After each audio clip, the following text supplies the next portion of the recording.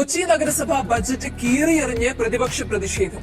ധനകാര്യ standing committee ചേരാതെ budget അവതരിപ്പിക്കുന്നത് ചട്ടലംഘനമാണെന്ന് ആരോപിച്ചായിരുന്നു പ്രതിഷേധം.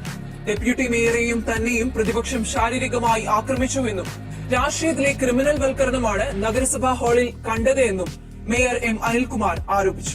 കൗൺസിൽ കഴിഞ്ഞ് മേയർ പോകുന്നതിന് മുമ്പ് മേയർ അവിടെ തടയുന്ന ഒരു സ്ഥിതിയാണ് ഉണ്ടായത്. എല്ലാവരും കൂടി കയറി ഒരു ഡെപ്യൂട്ടി മേയറെ ശാരീരികമായി ആക്രമിക്കുന്ന നിലയിലേക്ക് കാര്യങ്ങൾ മാറി. ഇതിൽ ഒരു പ്രത്യേകത കൂടി നടക്കുന്നുണ്ട്, ഒരു ക്രിമിനലൈസേഷൻ ഓഫ് പൊളിറ്റിക്സ് ഉണ്ട്. CPM CPI തർക്കത്തെ തുടർന്നാണ് ധനകാര്യ സ്റ്റാൻഡിംഗ് കമ്മിറ്റി ചേരാതെ പോയതെന്ന ആരോപണം മേയർ നിഷേധിച്ചുമില്ല. നഗരസഭാ ഭരണം തകർന്നുവെന്നും മേയർ രാജിവെക്കണമെന്നും പ്രതിപക്ഷം ആവശ്യപ്പെട്ടു. ഈ ബഡ്ജറ്റ് ഈ നോട്ടീസ് കൊടുത്തിട്ട് അദ്ദേഹം ഈ നോട്ടീസിന് മറുപടി പോലും പറയാതെ അദ്ദേഹം ആ സ്റ്റിക്ക് ഓൺ ചെയ്ത് നിന്ന് 290 തന്നെ അദ്ദേഹത്തിനും അറിയാം ഇവിടെ വീഴ്ച വന്നിട്ടുണ്ടെന്ന്. അപ്പോൾ വീഴ്ച വന്ന ഭരണസമിതി ആ നമ്മളുടെ മേയറും ഡെപ്യൂട്ടി മേയറും രാജിവെക്കണമെന്നാണ് UDFന്റെ ആവശ്യം. ഇതിനിടെ ഡെപ്യൂട്ടി മേയറുടെ ഓഫീസ് പൂട്ടി കുത്തിയിരുന്ന പ്രതിപക്ഷം പ്രതിഷേധിച്ചു.